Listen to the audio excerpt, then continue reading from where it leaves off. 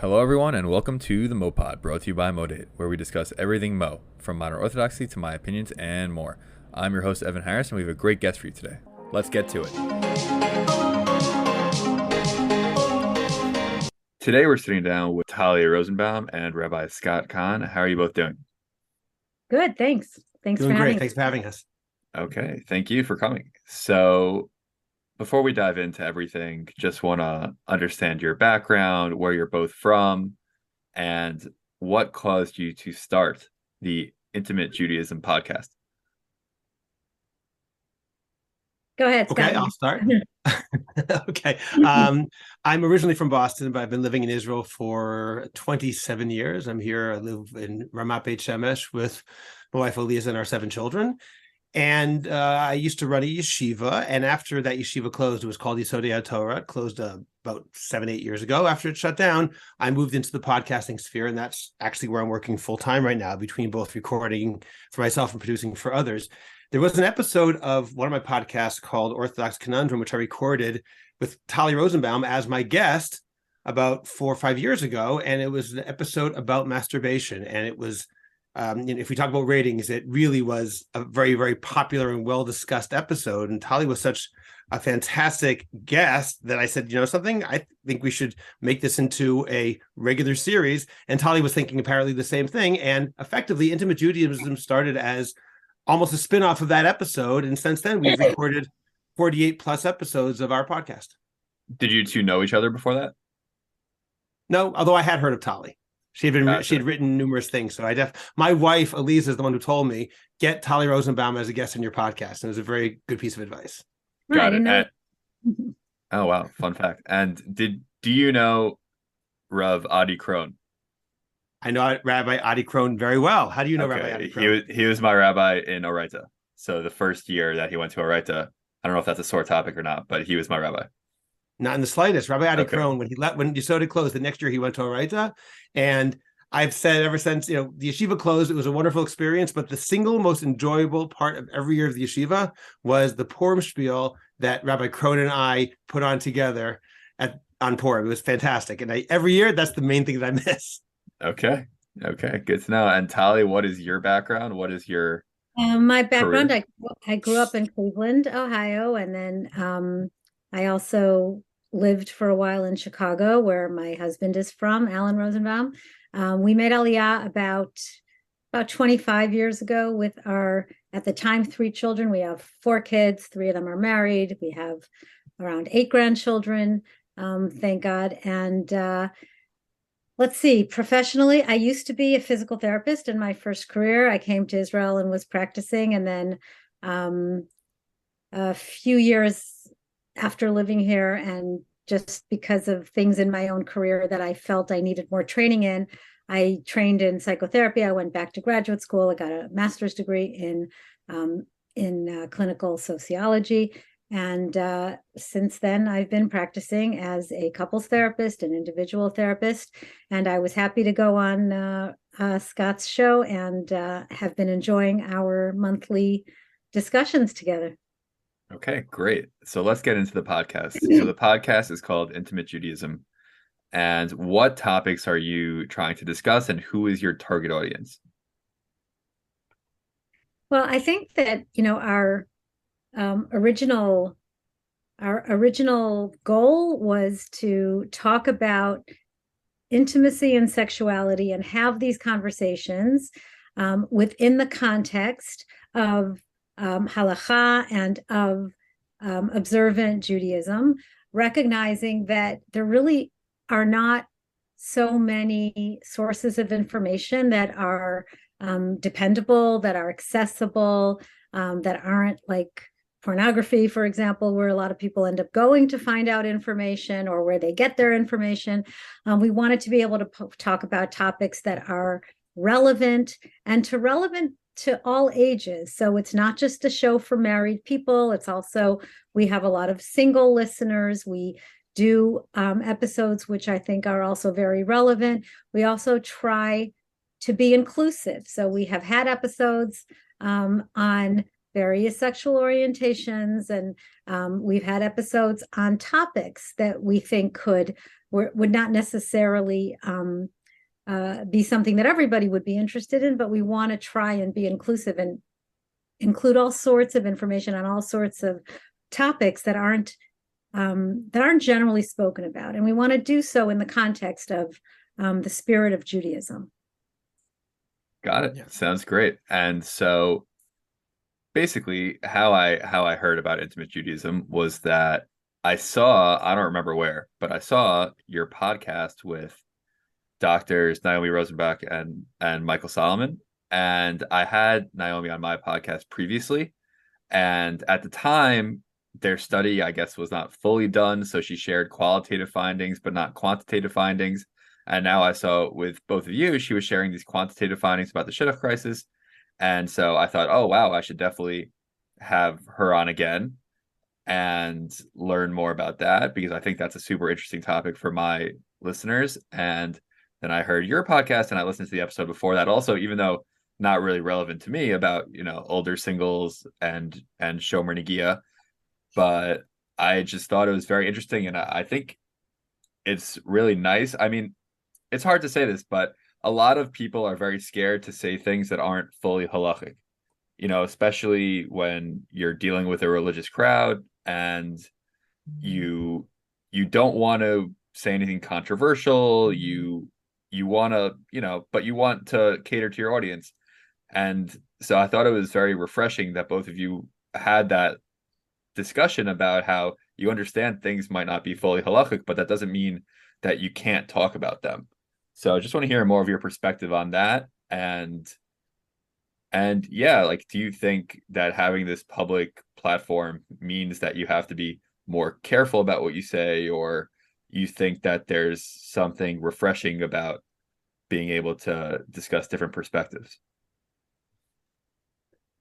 Well, I think in terms of your first point, as you said, to clarify, I try not to say anything is halacha that's not halachic. So it's not that I'm saying things that are not halachic, but I know this is what you meant. I just don't want there to be any misunderstanding. We acknowledge that not everybody follows Jewish law every time. But it's also important to note that what people assume is halachically valid is not necessarily accurate in both directions. It could be that halacha is stricter than they think. It could be halacha is also more lenient than they expect. And there are big problems when people are afraid to have such discussions. When the discussion isn't opened up, people just make assumptions, or as Talli mentioned before, they go to sources of dubious nature, whether it's pornography or something else, to make their decisions without getting any halachic input.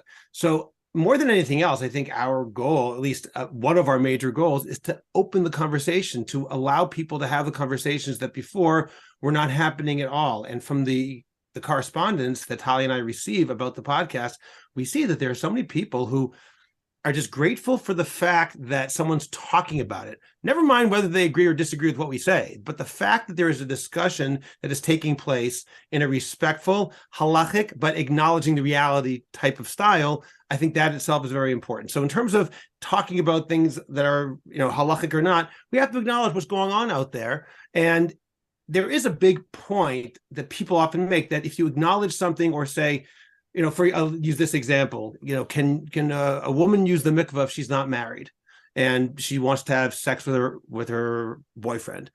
So a lot of people say, if you open that up, you're basically permitting premarital sex. And at least my perspective is, I don't think that's accurate. What you're doing is you're basically making things taboo, and they're going to do whatever they're going to do anyway.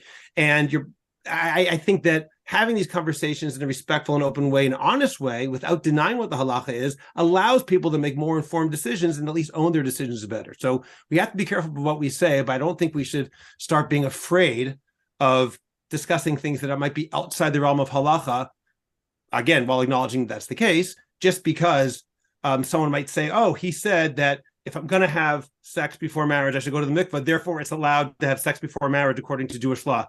I don't think people are really going to think that. I think we have to be honest with ourselves and say, we're not saying that, and no one's going to really have that idea. We have to have honest, open conversations. I'm not sure that answered your question, but that's where I took it. It definitely did. Starting MoDate, it was definitely a hard topic for me to deal with, the idea of Shomer Negia, and just going to dive into how it works.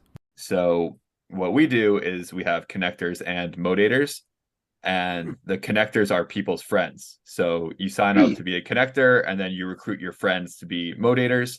We have an algorithm that creates matches based on religious qualifications that we ask on our form. And then if you say yes to someone, they say yes to you, your accounts become inactive and you get the other person's phone number. And then if you want to start, finding matches again, if the date doesn't work out, then you end the match on the website. So that's basically high level how it works. But one thing that is on our website, and I want to hear your opinion on, is that we have a Shomer Negia question. So we ask, are you Shomer Negia? And there are three options. There's yes, start Shomer, and no.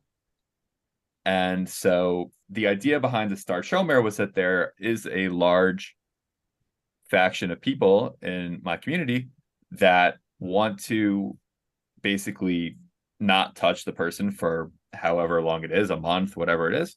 But then when they feel like they're actually in a relationship, then they're going to be okay with it. And I'm not really talking about sex here. And so just want to hear your thoughts on that, just the idea of talking about Shomer Negia, because even I haven't really discussed it on this podcast so much, and it feels a little uncomfortable. So I just want to hear why you think that is and whether you think that should be or not. Okay, I'll start. I mean, I think that Shomer Negia is one variable, one kind of constraint or one sort of direction that somebody might decide, which is halachic, my values, my halachic, my sense of commitment to the letter of the law makes me, kind of say I'm committed to the letter of the law, and therefore I'm Shomer Negia. Saying I'm not Shomer Negia would then kind of represent the opposite. Like I'm not committed to this halacha, and it's kind of a status, which is, okay, if that's what you want to do. My problem with it, with the whole kind of status of Shomer or not Shomer, is that there are a lot of other factors involved in making the decision to engage in touch with somebody else. And it's not only about being Shomer or not being Shomer. It's also about the question of, do I want to be with this person or not? What are the boundaries that I want to put in place? If I am with this person once, does that mean that I'm kind of obligated in a sense to be with the person that way again? So, asking a question, are you Shomer, are you not Shomer, might ignore some of the other factors that go into making an informed, consensual decision about touch. And the other possible problem that I have is that I think that it might make people vulnerable to other people who may be specifically looking for hookups or looking for sexual activity, and not necessarily, I'm not saying that this would happen. I mean, there might be people who are saying, look, I think Shomer Negia is not healthy. I think it would be too hard. So I would prefer to date somebody who kind of shares that value with me. But on the other hand, there's also the possibility that somebody's like, okay, let me just look for somebody who definitely is not Shomer so that I can, have this kind of relationship. Again, I think if you want to have that kind of relationship, then be transparent about that. I don't think that saying I'm afraid that to some people coming out and saying I'm not Shomer kind of gives the wrong message, because being not Shomer is okay, but it doesn't mean that you're hefker. Like, it doesn't mean that you don't get to say no. Like, no, I'm not Shomer, but I am with you. I mean, I think that should be choices. If I could add just one point, I think that I agree with what Talli said. I also wonder, and again, I understand the question. I don't have a problem with the question inherently. One thing that I would also question would be the premise of, can people change in either direction? It could be that somebody starts off saying, I'm not Shomer Negia, and maybe they want to become Shomer Negia, or vice versa. Perhaps they say I'm Shomer, and then the person doesn't want to be Shomer. Either way, the other person can say, but our relationship is predicated on a quote unquote promise you made at the beginning when you signed up as one or the other. People change. So again, I really, this is not to criticize the idea. It's just something that I would be concerned about, that someone would say, hey, we started off with a certain assumption about how this is going to go, and you're changing the parameters of our relationship in a way. People shouldn't necessarily be locked into that. So I sometimes do wonder about and admittedly, you said, I think in an interesting way, the start shomer changed it from being a binary to something else, but there is still an element of you're this or you're that. And sometimes life is just more complicated than that. People say, I don't know what I am. I'll see what happens. I don't know. I mean, the For sure. assumption is everybody would start shomer to some extent. I mean, you're not just going to meet and start touching, right? So, I mean, in a sense, the assumption really would be that, we all kind of relationships will start at the level of, what is the social, and maybe it's to avoid that initial handshake, I guess. I don't know. Maybe that's what it is. I don't know. You tell us. You're the one that made the algorithm. Yeah, Tell us yeah. So the idea is so it sounds like a binary, or I mean, I don't know if trinary is a word, or a trinary. And at the same time, it's really, we're vague, very vague on purpose, because you're right. Everyone starts shomer. Like the second you see someone, you're not touching them. And at the same time, it kind of gives you a flavor of where the person is at religiously. When I'm dealing with basically modern Orthodox people, and the vast majority of people that use our site keep Shabbos and kosher. Okay. But you don't want to ask too many questions and have too many limitations or anything like that. You'll have a bio that kind of describes someone's personality, but you want some things to give you some kind of flavor. And the way it works is that if you say that, like, yes, you are Shomer Negia, and it's very important to you that your match is Shomer Negia, then you won't match with someone who's not. But if any other thing is like if you say, yes, you are Shomer Negia, but it's somewhat important to you that your match is Shomer Negia, you will still match with someone who's not. So there are a lot of ways like out of it, I guess you could say. It's not just like yes matches with yes, start matches with start. And so the idea is that there are, modern Orthodox is a wide range of people, but you want to try to understand kind of like what a person is like, and it's a way to check the religious vibe, really. Evan, if I can say something, I don't want to tell you about your algorithm. It's almost like I was thinking my own way. Yeah. Maybe a way to avoid some of the problems that Talli and I are seeing is almost like a rating. How important is being Shomer Negia to you, from 0 to 5? 5 being very important, to 0 being I couldn't care less about it. That's not saying that I'm opening this particular relationship with any assumptions. You're just telling me how you feel now. That doesn't mean that I am this or I am that. I'm not defining myself in a certain way. Anyway, I'm just throwing that out as something which I think would be an interesting possibility. Yeah, no, it definitely makes. I mean, we do that partially, but not fully. So yeah, I hear what you're saying. Yeah, one thing I like about it is that, it's taking responsibility for your system of values and beliefs. So when you kind of put it the way you put it, you're fully out there with, this isn't something that I do or that I can do or that I believe in necessarily. And it isn't like, yeah, all these people who are Shomer, but they're really not. So that is one thing that I do like about it, even though I don't love the status of Shomer, only because I think there are other variables that go into a decision to engage sexually. But I do, for the purposes of an algorithm, I guess it does make sense to put two people together who, to put somebody together who's completely Shomer with somebody who's not. I guess that would be difficult. For sure. Yeah. And I mean, I don't know if you guys have experience with setting people up, or that's something you're involved with, but a lot of times what we'll see is that, frankly, people who are setting people up are usually moms. Okay. That's just a fact. And so these moms, they know one family, they know the other family, they don't know the kids. And they're like, oh, you're both like kind of similar families, but you don't get really an idea of who that person is. And just because I'm single and she's single and we're both similar families does not mean we're going to be a good match at all.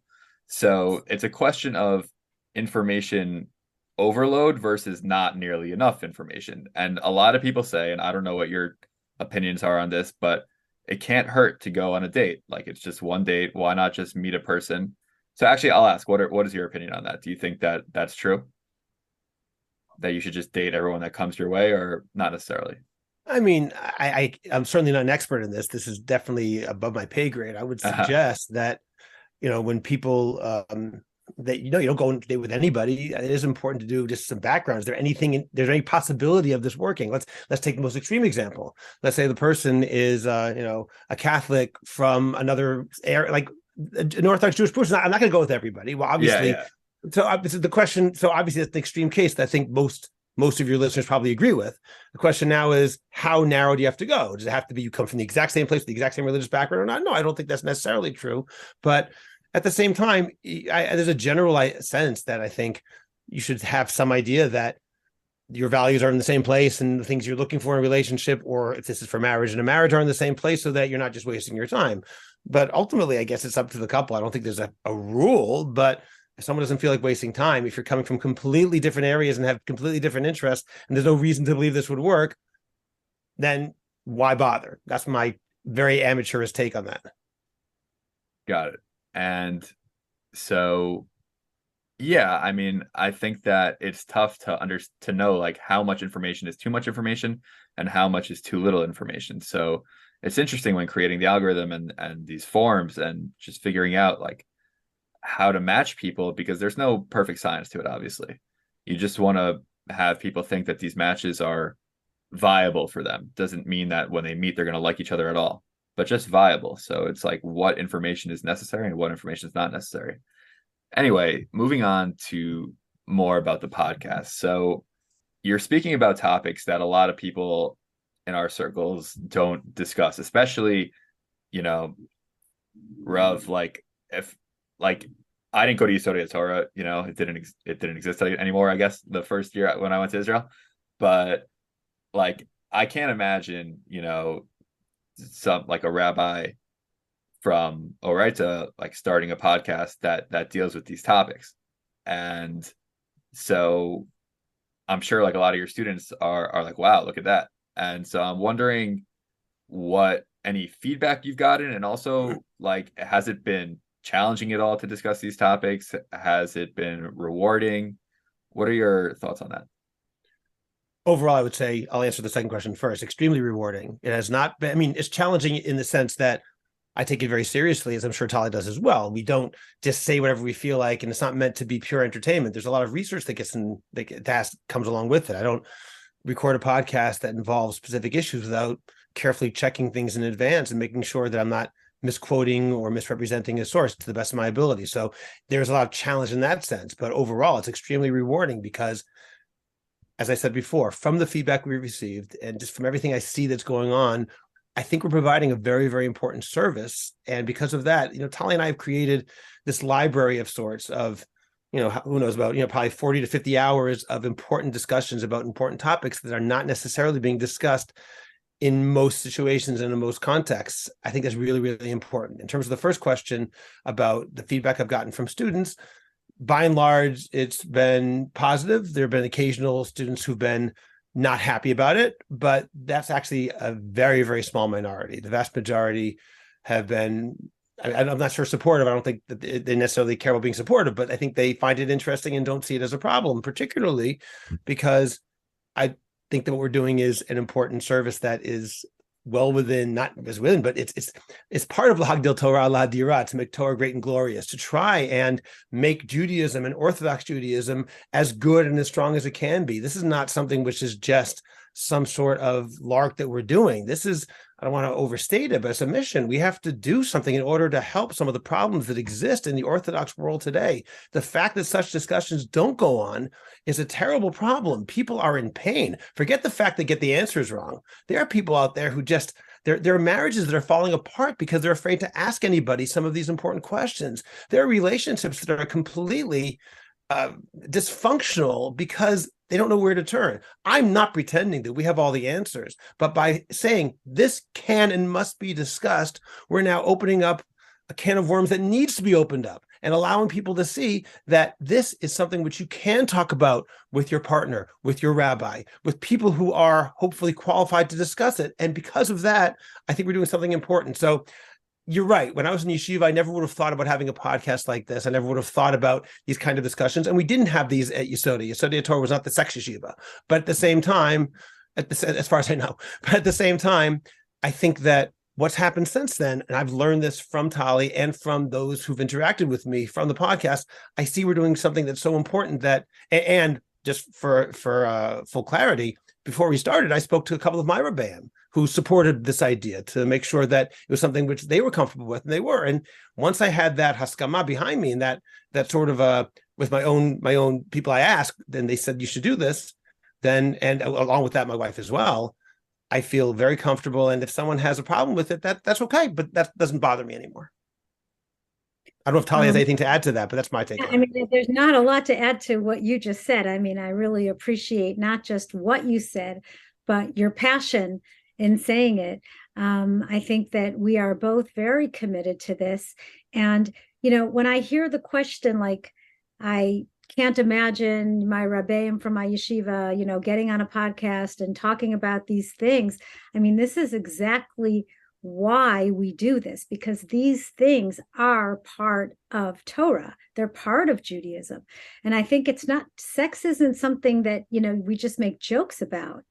Sex isn't something that's just like the funny part of being alive, or the thing we don't talk about of being alive. It's part of the sources, and the sources are full of it. And it's something that is a very important part of Jewish life. And I think that what we do with a great deal of seriousness and dignity. And we do it that way on purpose, because, we don't want people, and there might always be people that will object to the idea of a married man and a married woman, being on a show together and talking about these topics. I think that not to each other, talking about these topics. And I think the fact that we do it, and I believe that we do it with a great deal of respect for one another and respect for the topic, just, indicates that the topic itself is worthy of being talked about. And it is really important to talk about it. Definitely. And so why do you think, I mean, I'm sure there are some others that are doing it as well. I'm just not familiar with them. Why do you think that people really aren't doing it for the most part? Like, is it just because that's what history has been like, and you need people to blaze the trail, or is there any other reason you could think of? I mean, I think that partially you're right. It's just that's what society accepts and doesn't accept. There's a certain element of that we don't talk about those things in public, which is just the culture, and that's understandable. These things are largely private, and in fact, I'll take it even further. That's even reflected in the Mishnah in the second paragraph of Masechet Hagigah, which says that you don't speak about arayot, which means forbidden sexual relationships with three people, meaning it should only be a rabbi and presumably a couple rather than three people there. So you can look at that, and I'm sure some people think, oh, that's actually a reason why speaking on a podcast to thousands of people, that's a violation of that. That's not in line with that. But I very strongly disagree with that. When you do Daf Yomi and you get to Masechet Nida, you don't just suddenly say we're gonna skip this one and we'll have shir again in public once we get back to brachos. That's not what happens. When you talk about a rayot not being allowed to be stated in groups, first of all, one way of understanding that is that it's almost like a therapy session, that a couple shouldn't be there with a therapist / rabbi and another person. That's a very, very normal way of understanding that Mishnah. In addition, the Gemara itself says the problem is if you have talking about arayot, forbidden sexual relationships in a group, then if somebody's not really paying attention and the rabbi's talking to two people and then he's not listening, he might misunderstand it. That simply isn't relevant in a podcast where people are listening by themselves. It's not a large group. And again, I'll say it again, that when you get to a Gemara shir that's dealing with Masechet Ketuvah, Masechet Kiddushin, any of these Masechet Nedarim that have Yevamot that have very, very explicit Gemaras in them that talk about what is allowed and what is not allowed in the bedroom, it's not like suddenly you don't have the shir and you can't talk about it. Of course you can. So we have to balance the tradition, quote unquote, of not talking about it with the reality that that's not what the Mishnah is talking about. That's not practically what happens in shiurim. And to realize that this is a very, very healthy and necessary kind of discussion. So in answer to your question, that was a long-winded way of saying it. Culturally, we've been conditioned not to do it. There is a source to say that, which people can point to, but I think that's a misreading of that source. And culturally, we have to change things. Got it. That makes sense. You've been doing the podcast for about 5 years now. And I'm wondering, over the course of that time, you've been discussing very real topics, right? And so I'm wondering what kind of feedback you've gotten from people that were struggling with issues you talked about, and if it was, I mean, it definitely was refreshing to them to hear people talk about it, and just some of the highlights from people reaching out to you. Well, we were just kind of collecting some feedback for our most recent Q&A, and we do keep people's letters, even though we don't always get to respond to everybody. But I think that we're very moved by some of the responses that we get.